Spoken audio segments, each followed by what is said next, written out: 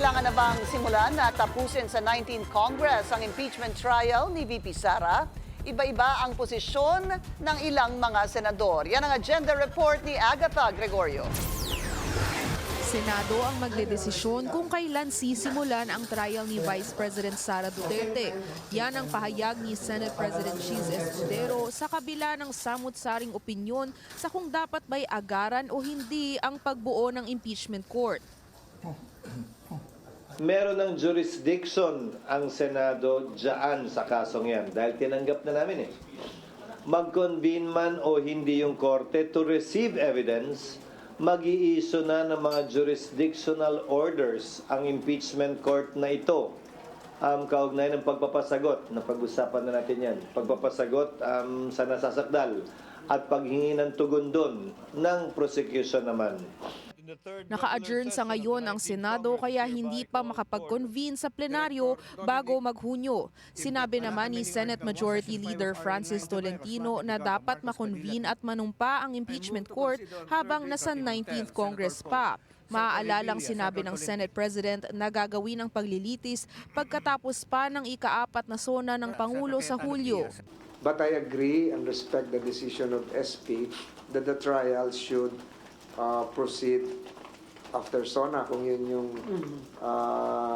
gusto niya. Pero yung sinasabi ko ay baka meron ding various opinions coming from mga constitutionalists, perhaps even the side of the accused herself. Can raise an issue. Sabi rin ni Tolentino, nagsisimula ang impeachment proceedings sa pag-convene ng korte. At dyan lang din daw pwede mahingan ng tugon ang vice-presidente. Pero ani Escudero, maaari na itong gawin kahit di pa nag-convene bilang pre-trial matter. When you say without convening as an impeachment court, by analogy, let's use the current courts.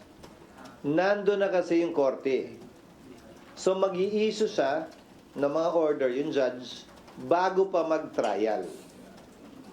Hindi pa naman technically trial yung pag-issue ng summons eh. When you say trial shall forthwith, trial means reception of evidence. Wala pa tayong reception of evidence.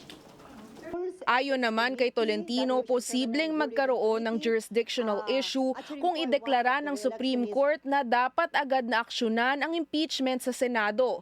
Para naman kay dating Senate President Tito Soto, mas mainam na ngayon pa lang ay dalhin na ang issue sa Korte Suprema.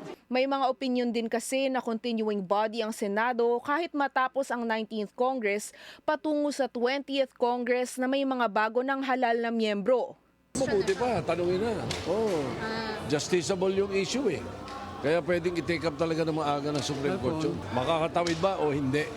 Based on those two rules, both of the impeachment court, the rules of the Senate as an impeachment court, and the rules of the Senate as a legislative body.